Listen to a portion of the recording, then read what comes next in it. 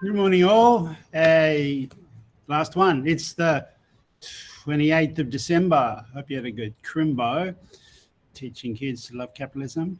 This is Mass Media and Culture course 302082. And this is lecture number 15, which is revision. I'm just going to go through week by week, I suppose, in a way. Let's see, a bit ad hoc. A riff on the images that I've shown you as a way of triggering memories or revising, going back over the material. Of course, when you do your revision, you'll be focused on rereading the texts that were set up for the course, Veblen and Benjamin and Adorno and so on.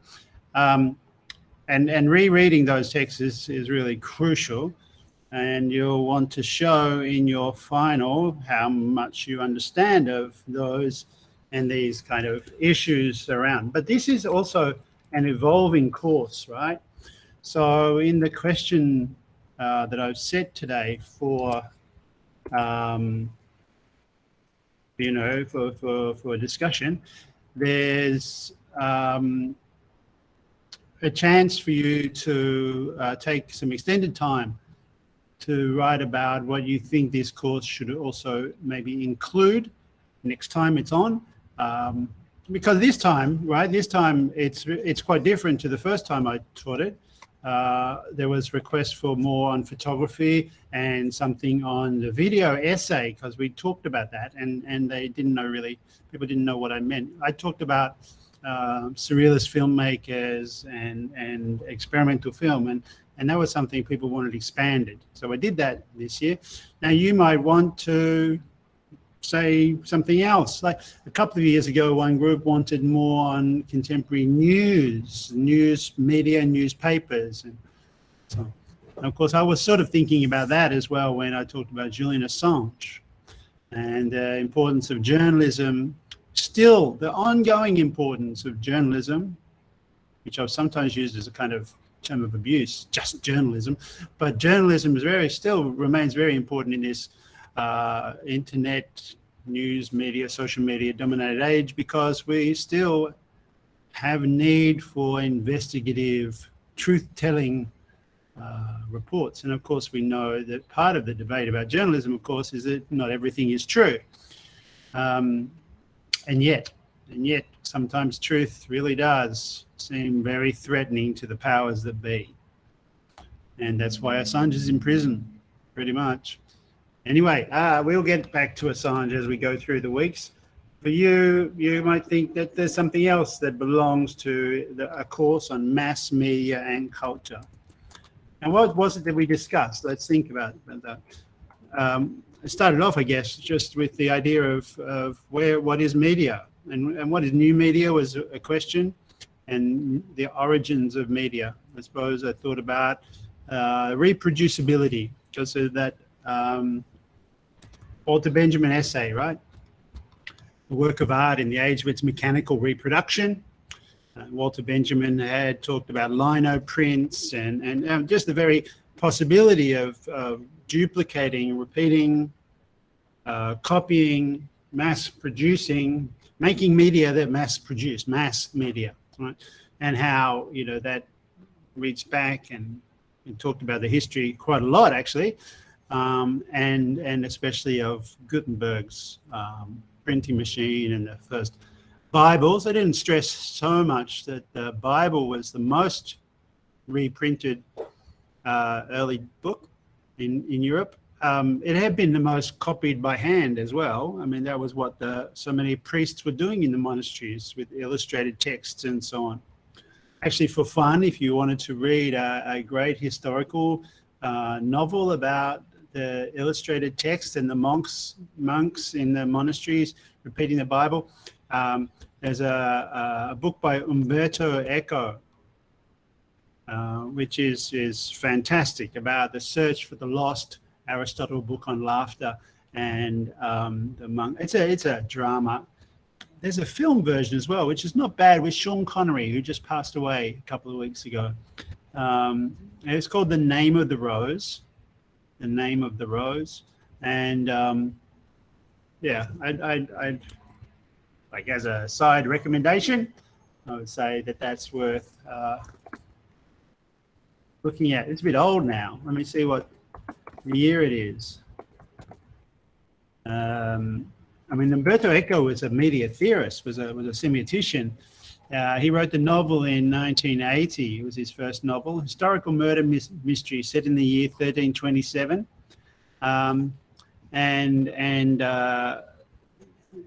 Yeah, Umberto Eco was this. He'd written semiotic studies, right? Cultural, social commentator, and what was his big books in semiotics? Let me try and think. I guess he wrote several that were pretty big. I remember his novels, Name of the Rose, and one I couldn't finish, Foucault's Pendulum. I'm stuck to think of what his semiotic books were. I mean, I think of, he wrote on James Joyce. I think it was just something boring, something routine, like a theory of semiotics or something like that. Yeah, anyway, you can search up, but what's really interesting is his book, The Name of the Rose, and the film made of it. The film was made in 1986 by Jean-Jacques Anand, who's a famous director, made lots of other films, and it includes. I mean, he made Jean-Jacques Anand made The Lover, which is set in Vietnam, right? By Marguerite Duras, the book of Marguerite Duras. He wrote 7 Years in Tibet, which is okay, but he did Enemy at the Gates about the Stalingrad and a sniper, which is actually fantastic. I mean, one of the best films on World War II and the Soviet effort. I mean, the incredible effort of the Soviet soldiers to push back the Nazis in World War II. I mean, his films are somehow fictional history, historical fictions. And yeah, for that reason, well worth it. But The Name of the Rose, yeah, as I said, it was 1986, the film. And it's really about, yeah, what the monks are doing. But this is before the reproduction, mass reproduction of the Bible through the printing press. So that was pretty a big difference too. And the development of those machines and compositors, which worked on principle of linotype and then movable lead type and all of that. We spent some time talking about lead type and fonts and so on. And that's an obsession of people who work in semiotics for good reason, because it's so important that we manage to develop printing. We as human species, seems a bit weird to talk about that, but anyway, humans managed to develop, first of all, alphabets, and then made the alphabet something that can become a tool that could then be used to mass reproduce meaning in both the typewriter, because that's lead font too, and printing. Of course, there are other forms of representation we discussed, right? What was the next one? Anyone remembers? It was, it would surprise me, photography. Okay, so we started off with, I mean, very brief little tour of the beginning of photography. A lot more can be said. I mean, it's not just that photography starts with the daguerreotype by the brothers Daguerre. Daguerreotype was a style of early photography. There's also lead gelatin, silver gelatin, and other kinds of uses of the mechanism of reproduction that can be achieved by having a box with a pinhole and a recording surface on it. That was the principle, very basic principle of photography. Until digitization, it was a mechanical means of representation in the same way that printing was, although it seemed to develop a more realist and true style. Of course, we should always keep in mind that the truth of photography is only true if you take into account or forget certain assumptions.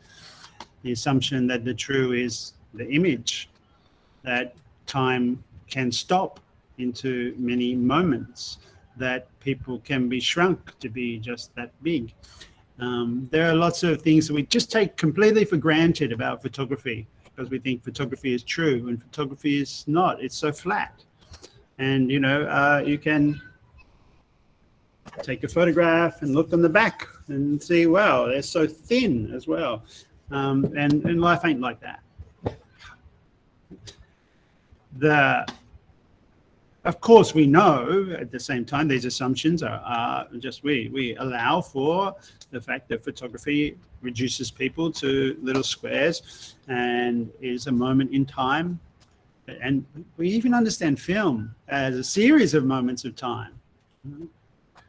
Remember this one, the train arriving at the station, filmed by the Lumiere brothers and screened in the Salon Indien and the Grand Café in Paris, and causing a bit of a freak out in the audience, even though they're obviously standing on the station where the camera is, that people thought this train was going to hit the people standing over on the left-hand side. No, the early films of workers leaving the factory were completely rehearsed. These workers leaving the factory, when workers were not leaving for the first time that day, they'd had to do it several times before they could go home because of the making of the film. But nonetheless, film broadcast was the early, like it relied on the truth of the camera, that the camera, unlike journalists, didn't lie. Right, so that's why the significance of news media, even though the early black and white news media moguls were not averse to fabricating stories of, for example, the Mexican Revolution. This is an actual live shot, a real shot of someone dying. Sorry, apologies for that. But to sometimes these news reports, for example, William Randolph Hearst having his journalists recreate the Battle of Santiago in a bathtub with having ships and using cigar smoke to show exploding ships and getting footage of that and sending it back to New York to go into the newsreels.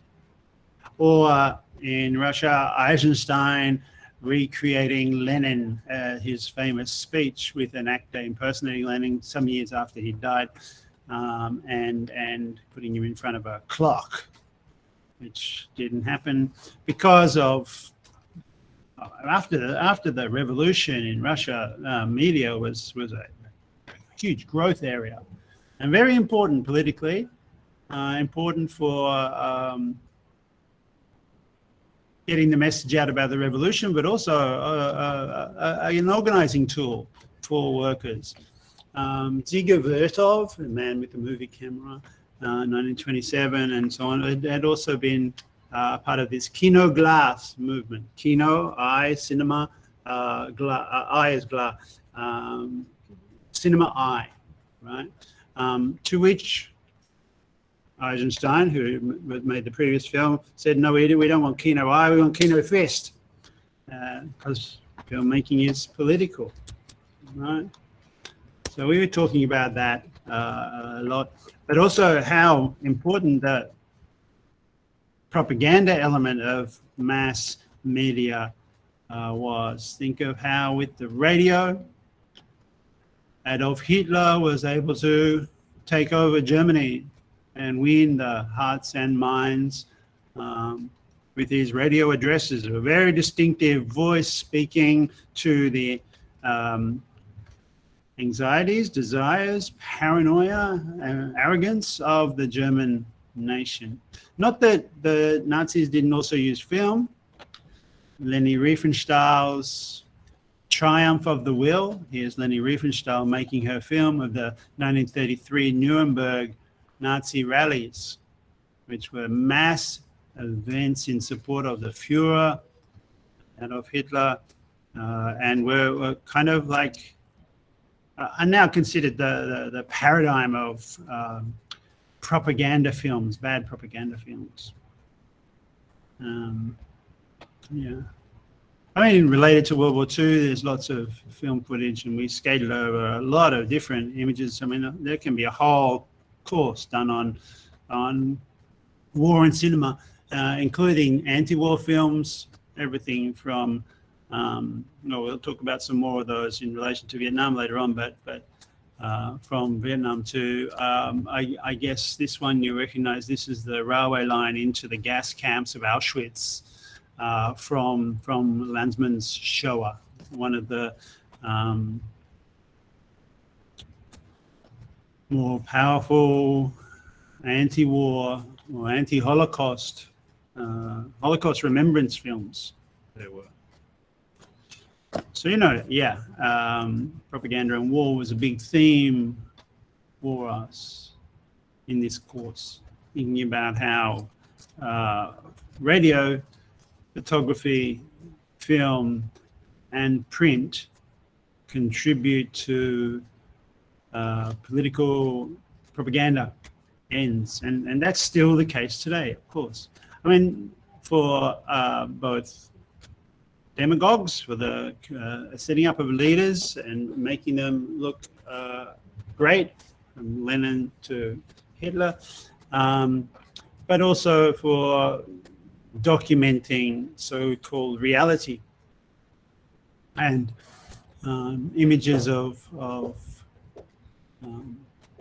the true or the event or of trauma. The big trauma of Auschwitz. I suppose there's room for a psychology of this as well.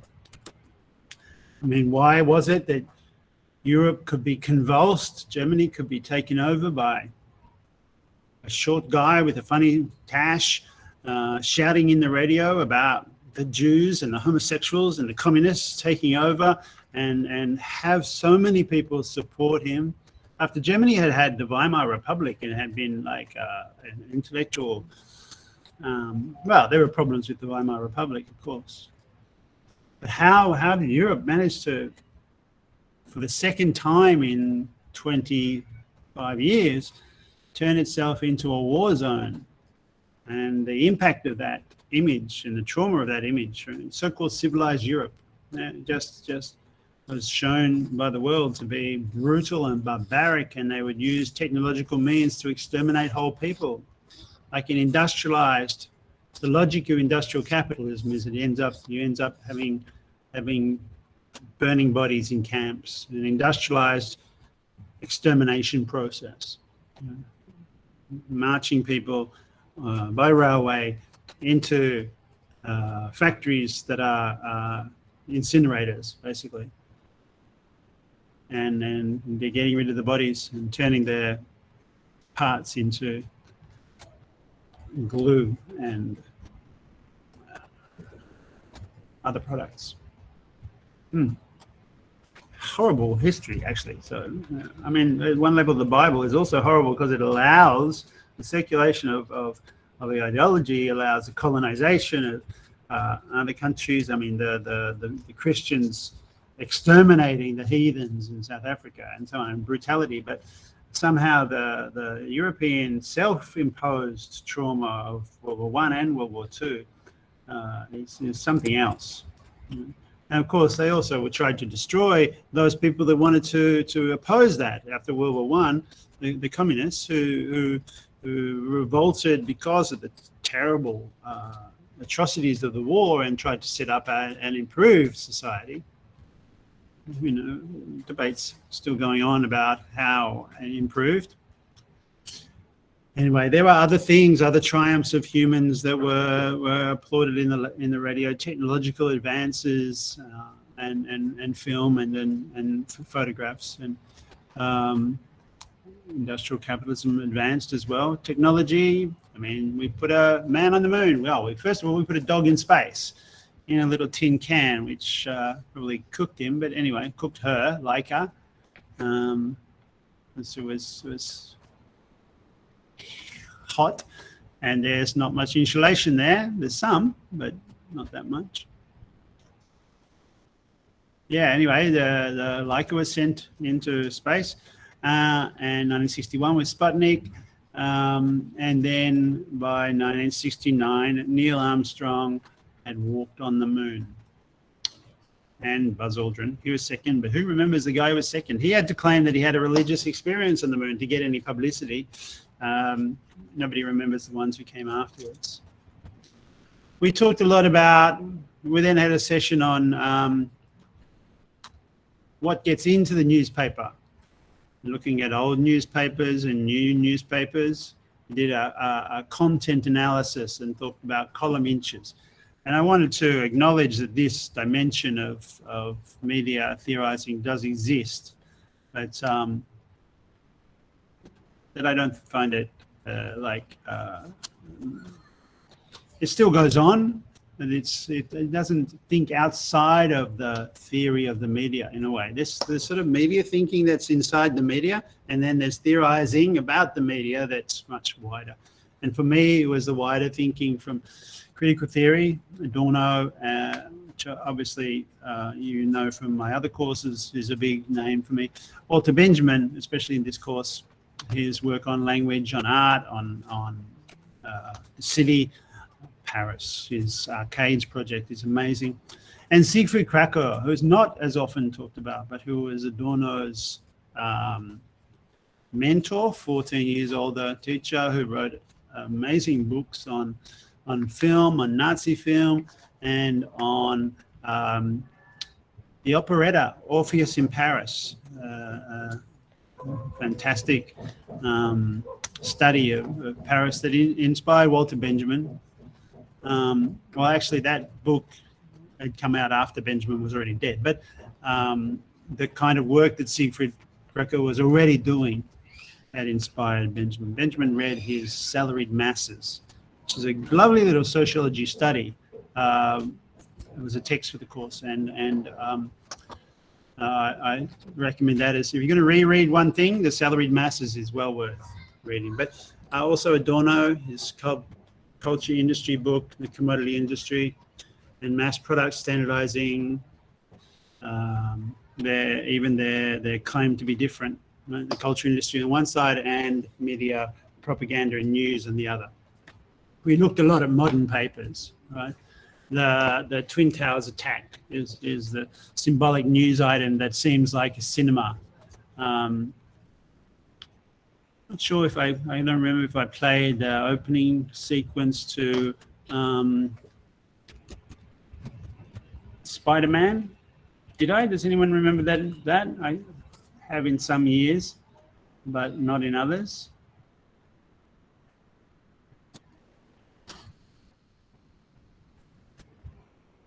Spidey? No? Oh, it's really a great piece of film. It was a promo for Spider-Man that was vetoed. I'm just having a quick look for it right now, but cannot see it. What's another name for Spider-Man? What would I have saved it as? Yeah. Well, you can search my Facebook, you'll find it. I'm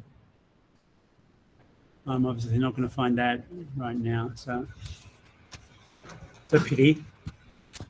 It's so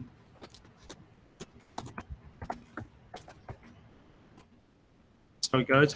They were, I can't remember which Spider-Man it was, Spider-Man 4 or something like that.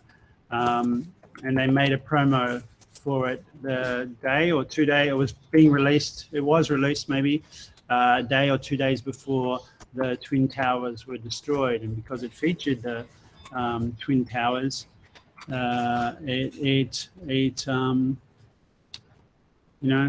had to go. It couldn't be released because it was too touchy. So yeah. Anyway, the culture industry as mass, and how that image was used for propaganda purposes to justify returning to Iraq, basically, by George Bush, who wanted to finish off his dad's war. 1991 war by George Bush Sr., H, against Saddam Hussein, who had been a US client, and not related to the Al-Qaeda, was made subject of US aggression, USA, in 2003 by George W. Bush. We know the reaction of that. That is part of the anti-Islam dimension of and that expressed itself in so many ways. We focus on cartoons in this course because that's one way of getting at it. And it's interesting that how cartoons as representations are different to photographs. In that, in a way, we know they're not true, but they can also sometimes say more that's true and say things that are impossible to be said anywhere else in a paper. Like they can say more provocative things. Sometimes they can say more true politically things that are unacceptable to the powers that be, or make you think more, or something like that. And Charlie Hebdo is a case where the license of the journalists were, well, the debate about journalism and freedom of expression or free speech is one that's uneven across the world. At one level, Charlie Hebdo, well, the argument is that you can make fun of anything. You should be able to, in print, publish anything. There should be no restriction. And yet, of course, that's uneven. It's not, the French can publish anything they like. The Iraqis or the people subject to French or NATO aggression can't necessarily. And that freedom of expression debate is even if you support academic freedom or press freedom, it's uneven. Right? America can publish what it wants. Julian Assange cannot. France can publish what it wants, even insulting images of the Prophet. This is not an insulting one, but there were. I mean, that was the point. Islam cannot. And that then creates some resentment and some crazies, obviously. There's no question we have to condemn, and we do condemn the crazies that attack the cartoonists. There's no way a cartoonist should die just for drawing a bad drawing. But the terrorists did attack the Charlie Hebdo officers, and there was outrage. See, it's the questioning of the outrage that's subject matter for a course like this. Why question? Why be outraged at the attack on Charlie Hebdo, but not the bombing of newspaper buildings in Iraq by the Americans, or in Libya by NATO? I mean, NATO took out NATO, which is France and England and a North Atlantic Treaty Organization. They took out newspaper organizations in Libya with bombs. I mean, and everyone gets upset that and suggests it's the terrorists that are criminal, but the state can also be terrorists and armed to the teeth, even in its popular form. And I'm ashamed to say, even motorcyclists. So that was an interesting dimension of things. In the masjid, in the mosques in America, there were protests against the mosques by bikers and debates for and against in terms of fascism, anti-fascism outside the mosques. and that was a phenomenon of, a phenomenon that was created by news, sensational story, and by activists, so-called self-proclaimed activists, creating, what they were doing was they were holding cartoon competitions like those, although there was an Iranian anti-ISIS cartoon competition as well. They were holding cartoon competitions outside mosques to provoke, because images of the Muhammad, peace be upon his name, were offensive to Muslims.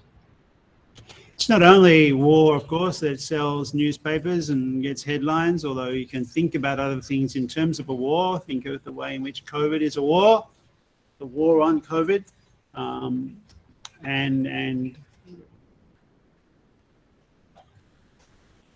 I suppose the world needed a good war, didn't it? A war that we could actually justify fighting, because we do want to fight it.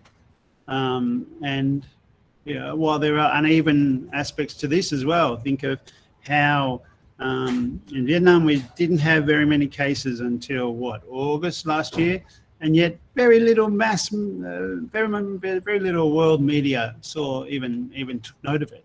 Couple of articles here and there, but not front page news like it could well have been, should well have been. Until then, that didn't work out, and then Vietnam became news, although it's still not as big a player as some. Of course, that's COVID. Environmental destruction doesn't get the same headlines. That's interesting. But at the same time, so does, there should be a war against the military spending. That doesn't get any headlines either. The massive amounts of money spent on military expenditure by the major superpowers, which could feed the world several times over, which could, put, like, if you work out these numbers, 778 billion, I mean, that's equivalent to nearly 100,000 per person, which is more than enough to live very well on. Thank you very much for a number of years.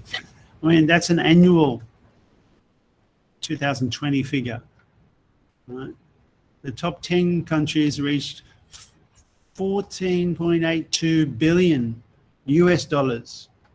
And that's huge. And of course, yes, the vested interests in this industry are the ones that are in government. So there's not much chance of this becoming a news story, unless someone can show some real evidence, and that's rare, but that can happen. Julian Assange will be another example. So we talked about that. Despite the Charlie Hebdo thing, it's really Assange that should have been the headlines, or the attacks of, well, I guess Black Lives Matter is another dimension. That did actually get some publicity in 2019, 2020. Anti-racism and police violence. I mean, quite often the police were not a part of media reporting. They've been treated, and they've made sure they've agitated to be treated very softly by the press. Sometimes big personalities do come out against the police. Orson Welles was one in his radio addresses. Orson Welles would take on cases where the police had misbehaved or had there been aggression, partly because he came from a socialist family. He had a historical, I mean, his mother was a union organizer and so on. He was also very aware of race issues. In the early 30s, he produced a all-black version of Othello in Harlem, in New York. He also had produced this great, well, even attracting Adorno's attention, this great media event that kind of exposed the trick of the news, the War of the Worlds radio play, taking a H.G. Wells story, The War of the Worlds, the Martians attacking Earth, and turning that into a radio play. It interrupted the sounds of Lawrence Welk Orchestra in whatever from the Macumbo Lounge with a breaking news headline story that Martians were attacking, and some people believed it, so that this became a big phenomenon. And there are movies of it subsequently, including a pretty bad one by Spielberg. But there are new and updated versions as well.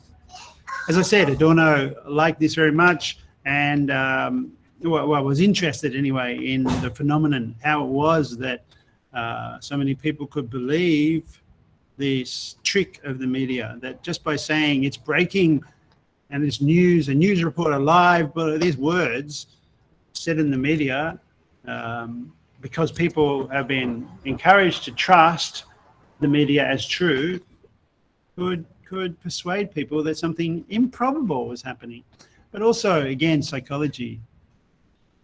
I think the War of the Worlds, many people think, the War on the Worlds radio broadcast was convincing because people were already prepared to anticipate an invasion by the Russians or the Germans, or right? They just got through World War, or it was before World War II. They've been in the process of the build up to World War II. So the Nazis were on the march, and the Russian Empire had been. I mean, it wasn't the Cold War yet, but the Russians had gone over. They had a pact with the Nazis. So Americans were afraid of Russians under the bed, and communists, the anti-communist trials were beginning. And Wells was plugged into that in a way and able to mock it. But Adorno was interested because many people actually fell for that trick. And while Adorno and Wells were happy to see the exposure, they also had to recognize that, even despite knowing that it was a trick, people are still tricked. Some people, anyway. I mean, Wells goes on to then make the greatest film ever, Citizen Kane, about the Snowdon, well, about the American, based on the life of William Randolph Hearst, but also using all these fantastic image devices, innovating new camera angles and camera style, being absolutely. I mean, watching the film today doesn't even seem dated, although you can see all of the tropes that subsequent films have used and borrowed from there, including all the innovations that Wells made to cinema are there. Like having the camera digging holes in the studio floor and having the camera below ground level to shoot up, and so therefore having to have ceilings in sets was unheard of before Wells, because previously, and his cameraman Greg Toland, who should also always be mentioned, because before that the camera was like watching a stage, a theatre. The convention was theatric, and Wells had come from the theatre, so he knew well that the theatre was different kinds of images. I mean, he had been in theatres where if you sat where the orchestra pit was and you looked up at the stage, you were looking up at the actors, and so you could see in the rafters and so on. And so he needed to make ceilings in his set so that people didn't see the untrue background. And yeah, anyway. And then this film is classic because it connects with Benjamin's fascination with the Schneegloben, the snow globe, which is a frozen moment in a trace supplement, King's, whatever the significance of all meaning is found there in that frozen moment that fascinates Benjamin, that symbolizes, the search, because in the film they're trying to find out what does Rosebud mean, and investigation, and then the structure of the film, which is 5 different narrators who tell 5 completely different stories, but none of them really tell the true story about what Rosebud means, its psychoanalytic significance, even though the film also says don't go there. You can't explain a man by a man like the American, like William Randolph Hearst, who hated the film, by the way. You remember that, because Rosebud was his pet name for his girlfriend's private parts. But you can't explain a person by just looking in their background. You have to look at the entire commodity system. This is the last scene of Wells. I mean, Wells is this collector of everything, which is ironic because they try to recreate this scene in Indiana Jones, and it comes up over and over. I mean, so many times. And buried in the archive is the real truth, right? That's an interesting dimension of this. So we've been looking at films, and we've been looking at radio, we've been looking at propaganda, but I then wanted to go back and say, well, we need to also look at like books and novels as the source of these stories. So the great epic stories, Don Quixote. I wonder if people got to see the Terry Gilliam film on Don Quixote recently, released this last year. Well worth a look. The man who killed Quixote. Basically, it's a culmination of many years by Terry Gilliam trying to make the film of Don Quixote and failing. Don Quixote, of course, drawn by Honoré Daumier and by Picasso, and these are Daumier ones, and Gustave Dior, and so it's classic.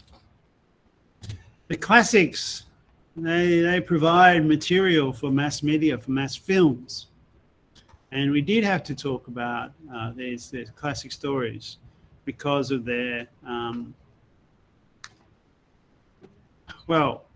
their role in ideology. Stories told around the campfire over and over and over, around the cooking pot, around the hearth, around around meals, ways where storytellers convey the values and judgments of society through narrative, whether it be Europe or elsewhere, the Mahabharata in India, or the Iliad in Rome, or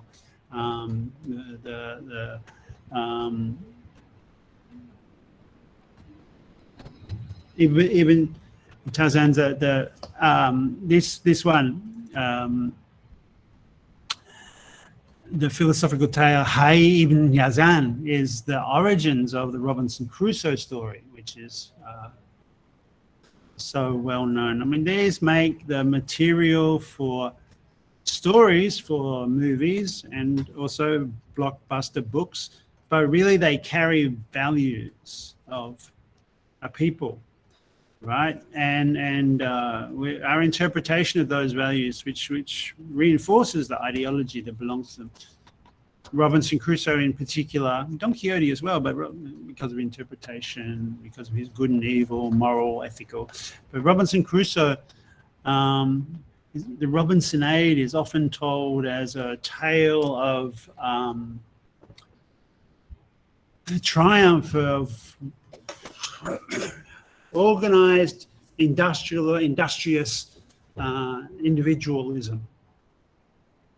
Exceptional individual who, left alone to their own resources, still builds a life and still survives, right?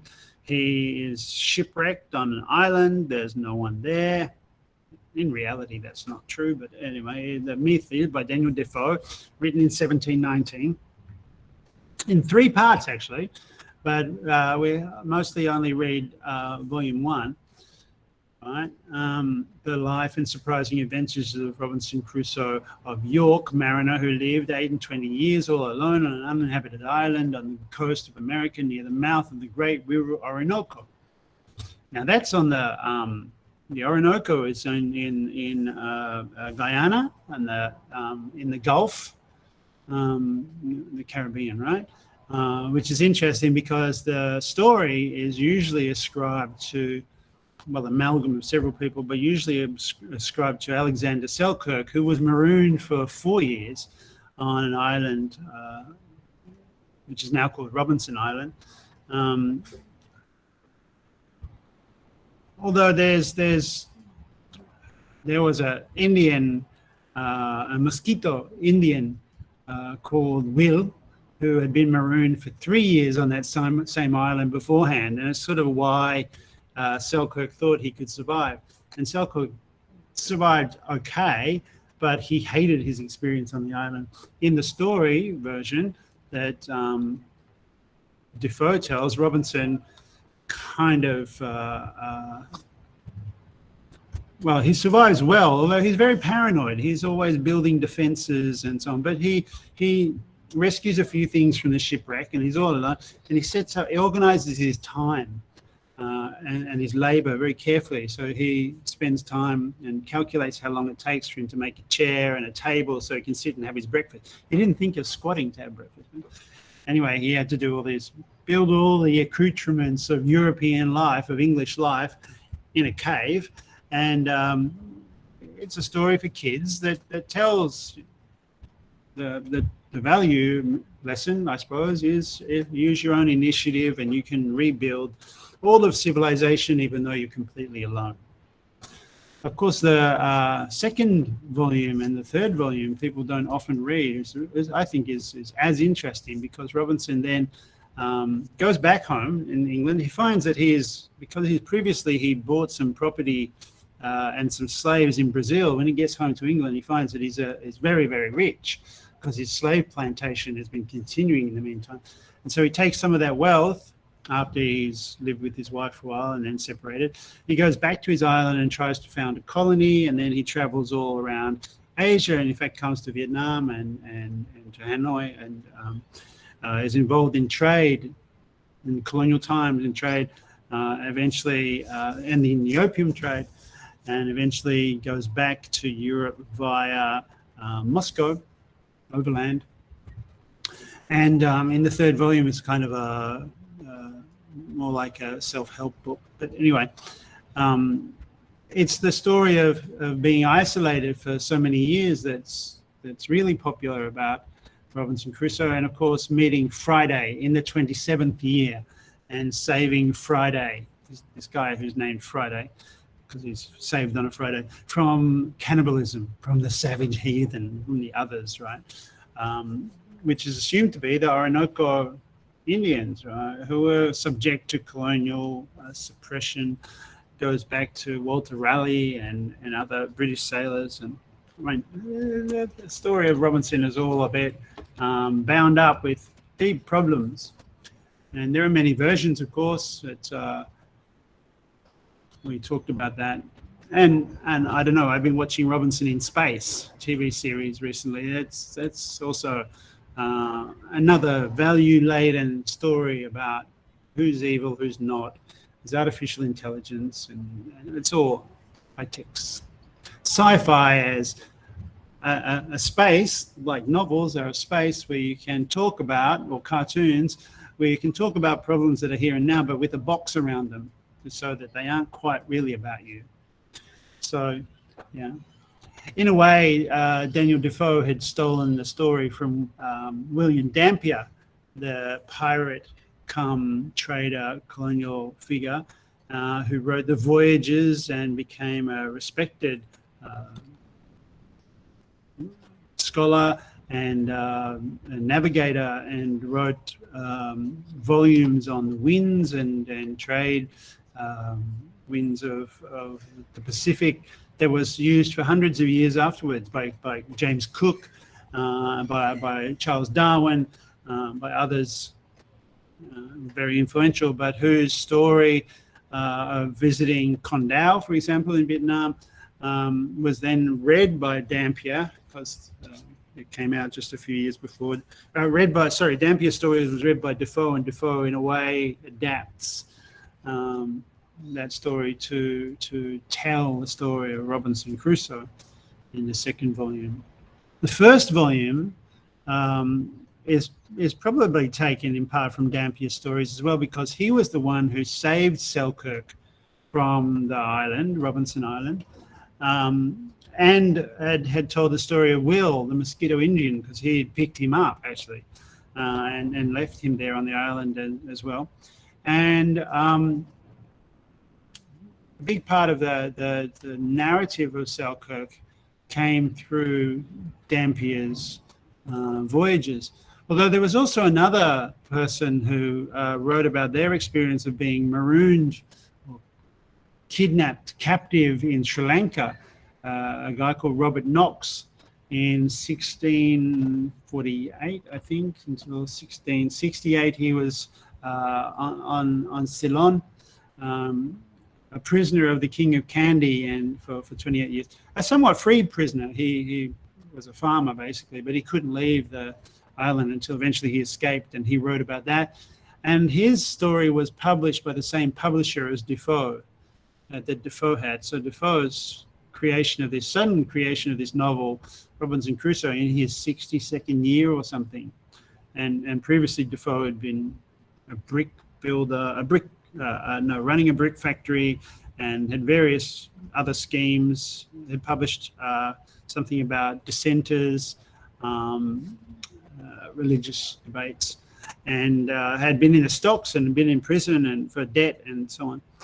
Suddenly he becomes a novelist because he basically plagiarized these stories from Dampier and from Selkirk and Robert Knox. Anyway, so we looked at books.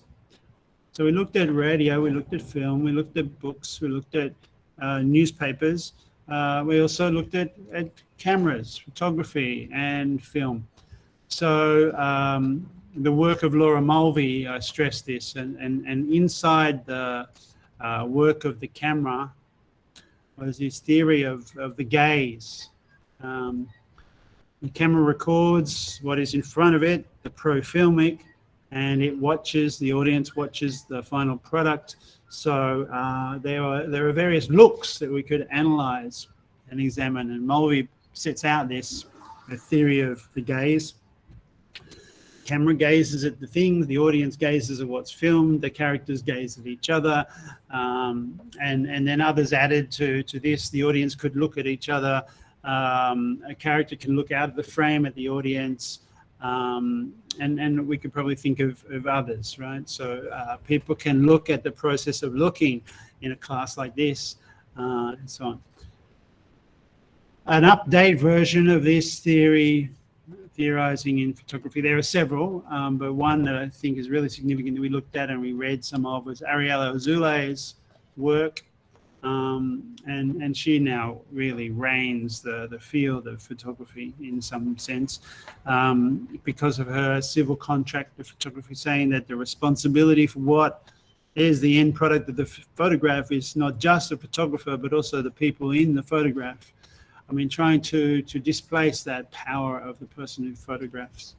Of course, we know that that's a difficult and always political scenario, and people control what you can see in images. And several of you used and reproduced this when we did the project on midterm for selfies, by thinking of the White House taking its own selfie of itself, watching basically a snuff film. They're watching an execution on video in the White House Situation Room, which is unlike many situation rooms as recorded in Hollywood, right? It's very small in this room.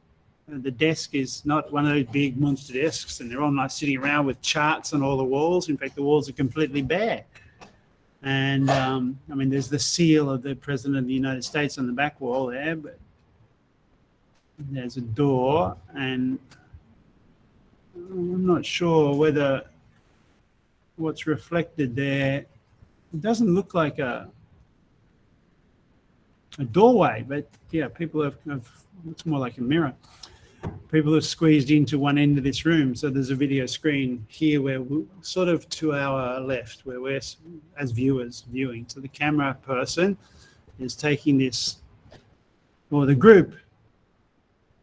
It's not the guy closest here in the right-hand corner who's taking it, but it's almost like a selfie on a selfie stick of the group, and everyone's looking very concerned, watching Osama bin Laden get executed. One of the great revealing photographs of all time. I mean, why we haven't got moving film of that moment? Why show us a still of Hillary, the candidate then for the next presidential next presidential candidate, right? Looking concerned. Obama looking on.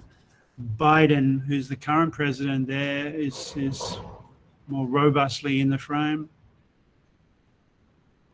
I mean, wow, it tells as much a story as the fabricated stories of the old colonial murders where the bones were laid out 6 months after the actual event on the field outside a scene in Secunderabad near Lucknow during the uprising. We looked at other media forms, like entertainment forms and music. Think about Wagner and opera, and Adorno's argument that Wagner, in his Such über Wagner, is searching for Wagner.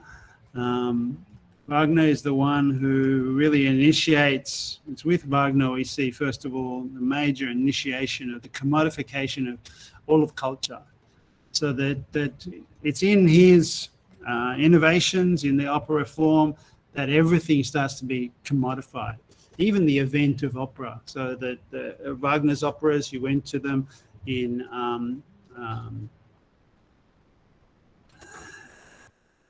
you didn't just go to the opera house, but the whole town became a stage for the performance, and there was tie-ins,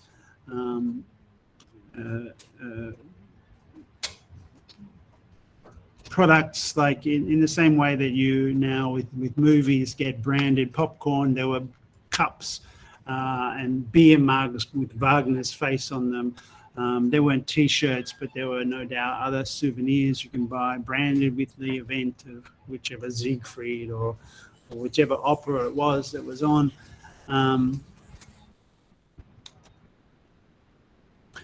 mean, the whole town was built in order to sell the commodity of the opera and the experience, not just actually the ticket for the opera, but the tie-in with the hotel accommodation and the tea and the champagne dinner, breakfast, and so on, all in this town called Beirut in Germany, and it still goes on, which is interesting. It has a history, and despite all the controversy, and Wagner's descendants toying with or relating themselves to Hitler.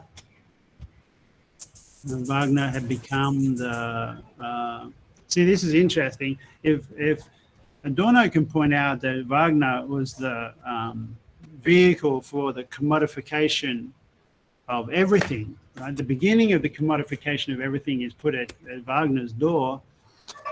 In popular understanding, Wagner is associated with Hitler, everything that's to do with fascism, and that's not the commodity system, but it is. That's the point, that the commodity system has this kind of fascist dimension.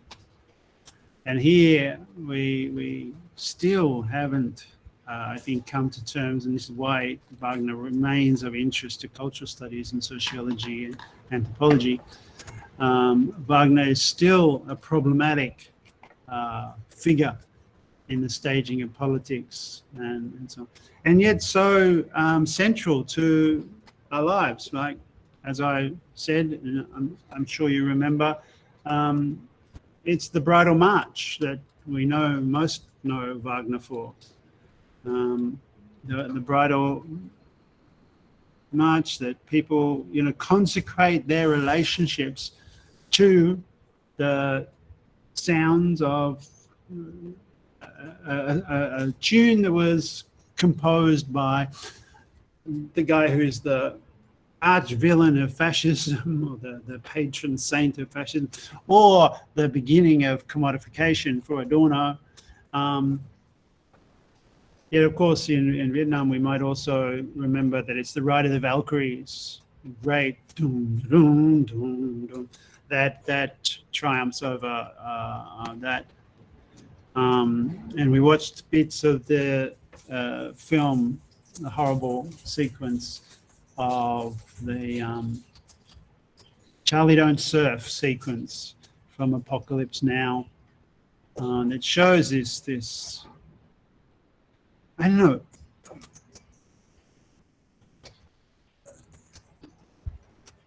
it seems like that so many of the contradictions of contemporary global culture revolve around this hot point of this sequence. That Wagner, the Ride of the Valkyries, the classical Germanic culture, and yet the arrogance and the superficiality of the American, the colonel who wants to go surfing in the middle of a war. I mean, the absurdity of that. And he risks the lives of his surfer soldiers just so that he can go surfing and have an American cookout style barbecue on the beach after wiping out the village, right? And this aggression of war is then made into this parody of palpable pop culture, beach thing. Through the technology of cameras, and we focused a lot on the camera and tape recorder, and the oscillation between the tape recorder and the gun there in that film sequence is very powerful. Although Francis Ford Coppola, the director, didn't think it was an anti-war movie. Maybe he would say it was an anti-media movie. Let's look at the media role and ideology there. That it's sonic warfare we're talking about.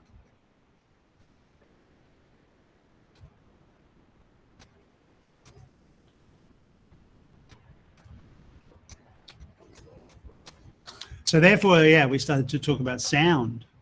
I guess that was a significant change. I mean, sound is there in radio, sound is there in film. I'm going to call it audio-visual media, right? But quite often we only focus on the visual part, but it's audio-visual media.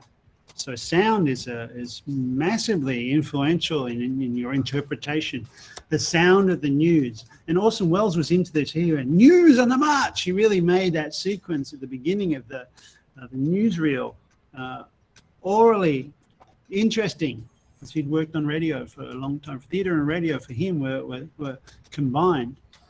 So the dimension of the audio and audio-visual media is something that as critics we need to remind ourselves of, because so many of those who write about film focus only on representation, focus on the image sequence, right? And it's the sound that goes alongside that has power. So having made that move from photography and film and radio and books and films to start to talk about what's inside them, the commodity culture, the ideology, the framing and audio and visual and those kind of conceptual things, we moved to talk about networks, right? And we talked about the way in which we think about meaning, I suppose, networks of connection and distribution, centralized or distributed, how the representation is made, how things are made to move, and this goes back to the foundation of communication, right? Is communication something where media goes from a centralized place to the periphery? Or is there a more decentralized model to think about this? And we can look at the history of art to see how this decentralization begins, and critiques of it, whether it be the surrealists and the Dadaists, or moving forward to the internet and the role of Rand Corporation, who came up with this idea of having a network, right, a distributed model network, where you could take out any node, any individual node, or even several of the nodes in the network, in the distributed one on that side, and the network will still operate. Whereas in a centralized network, if you take out the center, it stops operating. You can take out the periphery, you'd have to take them out one by one, but if you take out the center, the whole thing stops. Whereas in a distributed network, you can't take it out. Well, you'd have to take it all out to stop it. And this was Rand Corporation, the same people that were running the interviews of Viet Cong soldiers, captured soldiers in Saigon during the war. Right, the same corporation worked, and they built the internet as this wartime communications network, which then transferred the spin-off, like so many other technologies, spun off from war economy into mass economy. That's to be considered deeply, because I suppose a part of our economy is that knowledge that belongs to the military or belongs to corporations and so on is actually human ingenuity turned to different ends. And it's a concept that Marx has called general intellect that belongs to the human as such. And yet it's alienated from us. And that was a way in to talk about the internet. And the work of Bernard Stiegler was good for that, to say that this individual in relation to technology is one where that the worker is becoming worked by the machine, which is actually Marx's point in Capital. He says exactly that in chapter 15 of Capital on machinery and large-scale industry. We see it in Stiegler's work. I've critiqued that, but we see it there. We see it also in films like this Charlie Chaplin one, which is Modern Times, it's called, and it really sums it all up. I don't see it moving.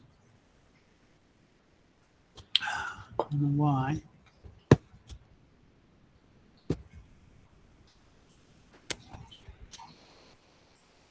Okay. So when I'm in PowerPoint, it moves. When I flip back to that, it stops moving. Sorry about that.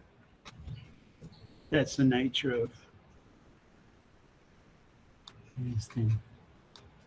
But anyway, yes, Stiegler talks about grammatization, that being the key to what Marx calls proletarianization.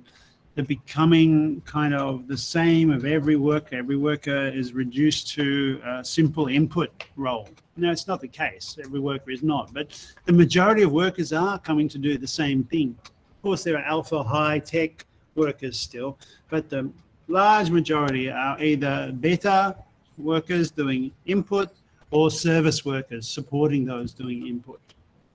And we have myths that you might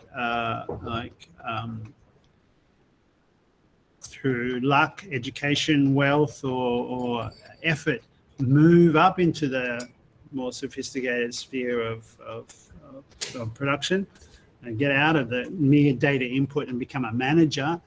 But that's not for everyone, of course. Only a minority of people can be that. We have plenty of books that will teach us that.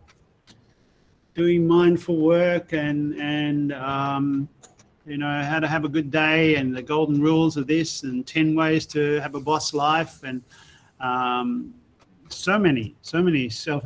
In fact, that's a really noticeable thing about looking for English books in Vietnamese bookshops. If you want to buy these self-help books, they're really easy to get. Even like Obama's, so many famous people have a guide to living the good life and so on, but really academic texts or scholarly works or history and so on, you can hardly get. But these books are like offloaded by the hundreds. And they all say pretty much the same thing, like, don't do a critique, just improve yourself and be a good citizen.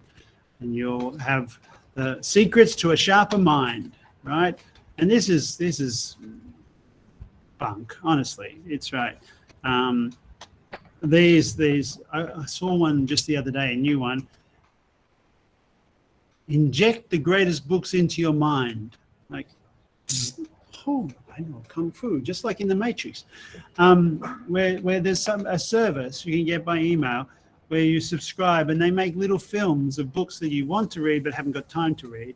They'll make a 10-minute film version that you watch, and then you'll like missing the whole point of a book, which is reading the unfolding argument, the poetry of debate, the lyricism of text. I mean, to have turned books into mere information, and that you can somehow get a machine to go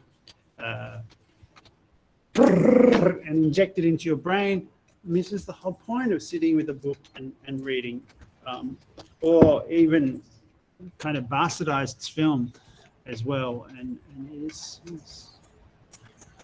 awful. Orson Welles would turn in his grave, as would Eisenstein, although Eisenstein also already saw it happening. Mickey Mouse and the horrors of Hollywood were fully aware. M-I-C-K-E-Y-M-O-U-S-E, Mickey Mouse. Donald Duck, Mickey Mouse. Hollywood has destroyed the minds of generations. Oh, that's not true. That's not true. There is still the possibility of protest and opposition to even the evil empire of America, in America. Funnily enough, coming from school students around environmental issues. We spent some time looking at the news and current events reports. So the environment, solar will save the polar. No, the melting of the polar ice cap means that oceans will rise, cities will flood. Ho Chi Minh City is one of the prime sites for that, and we'll die. Or the bees, or right, there's so many doomsday scenarios, right? And solutions for that being proposed, carbon taxes, and to not deny fossil fuel policy, or just pessimism. We're screwed. Climate change will destroy the economy. The economy is most chilling. I mean, it's a metaphor, right? You see the joke they made there? Most chilling from the climate report, right? Not like hot spots, but they're using the metaphor of chill to, sorry. Climate report warns of damaged environment and shrinking economy. Help me, I'm shrinking. That's the, it was I'm melting. The Wizard of Oz, written by communists. Classic photographs, the polar bear on a shrinking ice floe. Climate change, we need to change. It's another bad pun metaphor. Or Khan feels the heat from police over climate. Khan is the mayor of London. Code Red. Wow, all the headlines are so on, and the fire and the fire and so on. Then protests against, we looked at protests against corruption and Black Lives Matter. Those two, Black Lives Matter was a big one in America, so there were several of those. But then against, these were protests against masks, against the state insisting that people wear masks and have vaccines. And there's elements within many European cities and Australia and the US as well of anti-vaxxers and civil liberties groups are anti-mask and so on. Right? And they're out on the streets. I mean, interesting and curiously, they're against controls. Right, in this image, controlling the Grenze against the nicht für Europa, not for our people. We shouldn't control the, be forced to have injections or wear masks, but they're masked up nonetheless because they're protesting. They don't want to be seen by the media. They want to be seen by the media, but they want to be seen not identified as individuals. It's curious. But all over Europe, this was happening.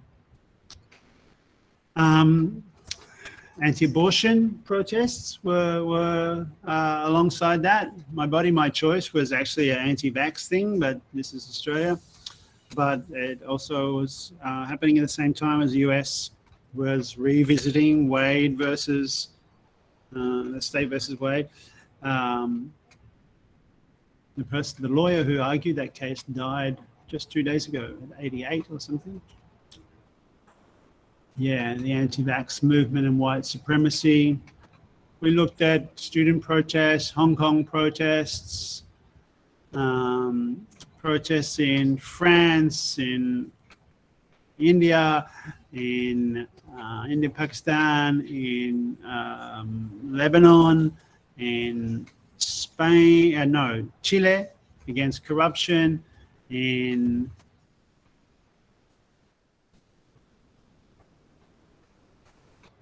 crikey, I think this was India as well. Just looking from the soldiers, they're Indian soldiers.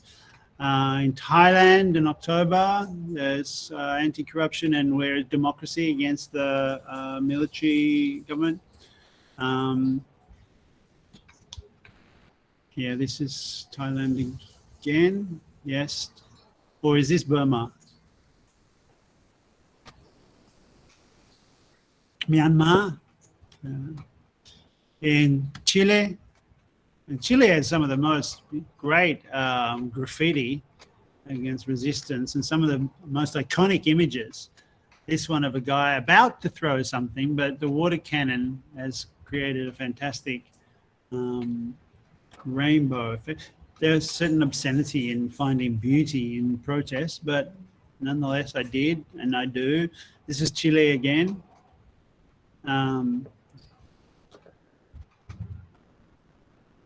I don't know what's going on in this image, but it's interesting. A warrior at rest, something like that.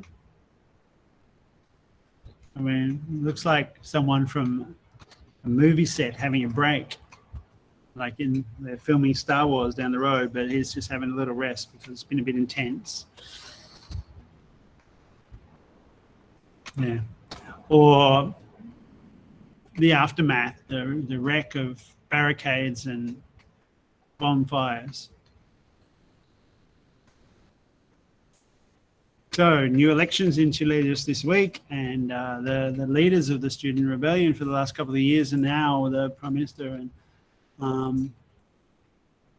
it's quite amazing, basically. And this image then was copied. I mean, right? That's another recreation of this very effective scene, right? I mean, I think this one, the composition is slightly better because, I don't know, the people behind these barriers, they brought their own shields, then the guy masked up and throwing something in the same arc as the rainbow over the bike and the people on the footpath and the ground all covered in debris. And this one, the ground all covered in debris, the person throwing something in the arc, not quite the same, but the other elements of people aren't quite as effective. Although what's interesting is the audience or the body of the protest on the other side of the stream of water. I don't know. Interesting imagery of protests, right? Which sometimes can be graphic.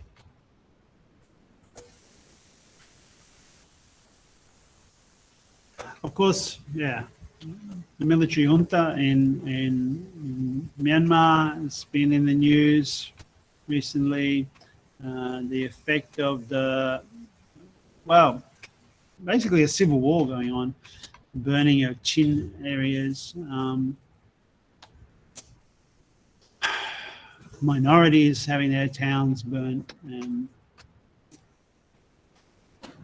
Nigeria, anti-corruption. India, anti-corruption. Extinction Rebellion in Melbourne. You know, that's just outside I think that's just outside museum railway station. 100% sure. Of course, in Britain, you don't have protests so much, just this crazy leader called Boris, who's a cop, basically. Oh, that's the anti-environment summit. I mentioned Bougainville. I talked about Facebook as the place for news, but also mentioned Rwanda, Rojava, and Afrin, and in fact, there's some protest movements around, and I talked about Assange.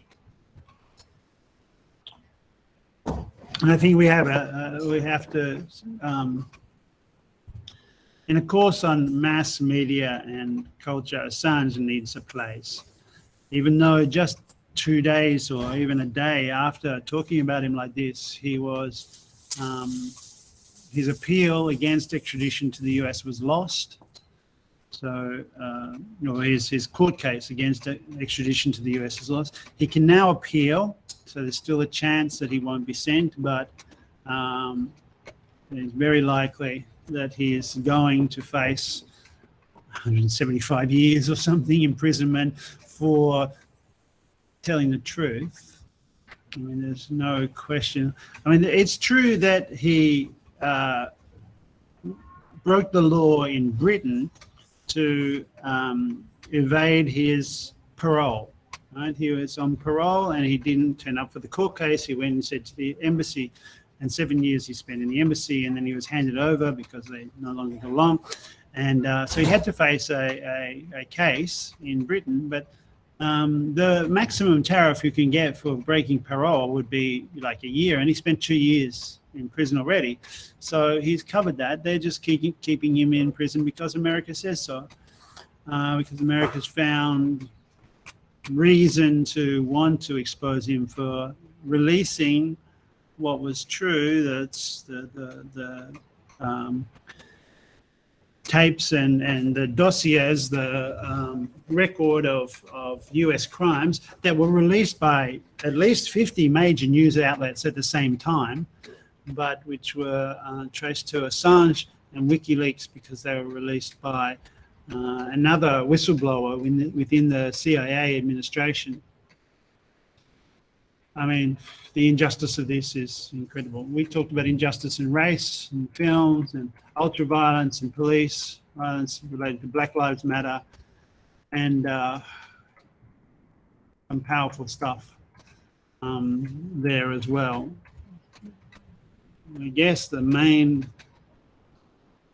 parameters of the current global predicament are war economy, racialized economy, Black Lives Matter, and racial injustice, and then environment and corruption, against which art movements aren't much. And we talked a little bit about art movements, but I focused on protest, the importance of protest as people's media, I suppose. Whether or not that can be now moved to social media or contained by social media is up for grabs. Left book versus Facebook, and so on and so forth. Even though some artists try to use the space on the plinth to say something, this is what happened to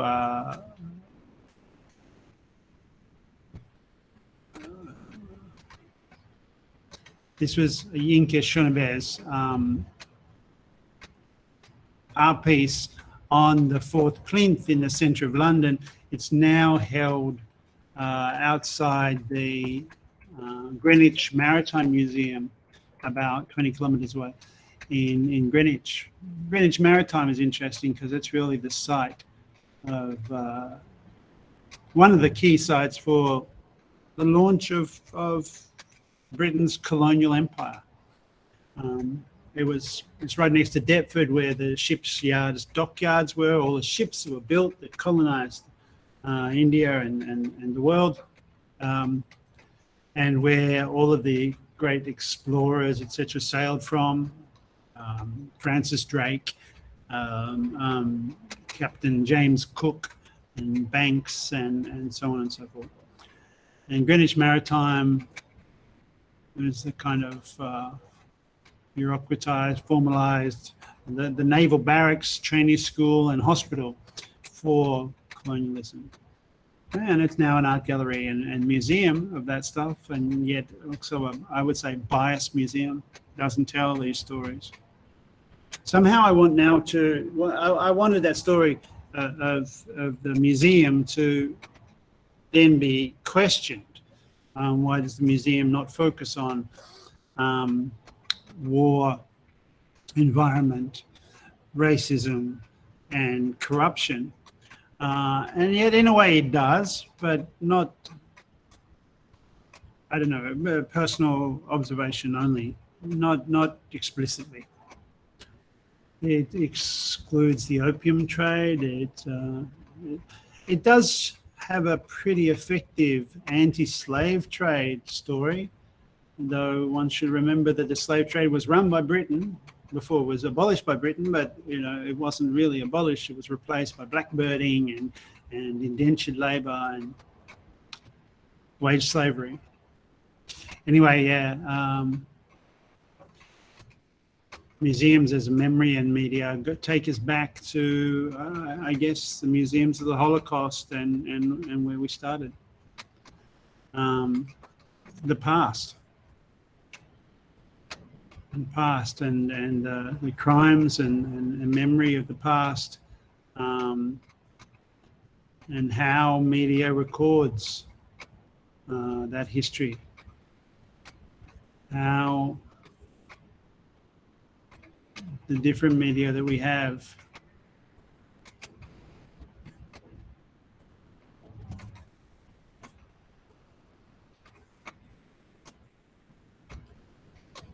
tell stories and form our minds through interpretation, through certain versions of stories, certain narrations, to think a certain way. Yeah. I think I better stop. Okay. That's not what the course is about.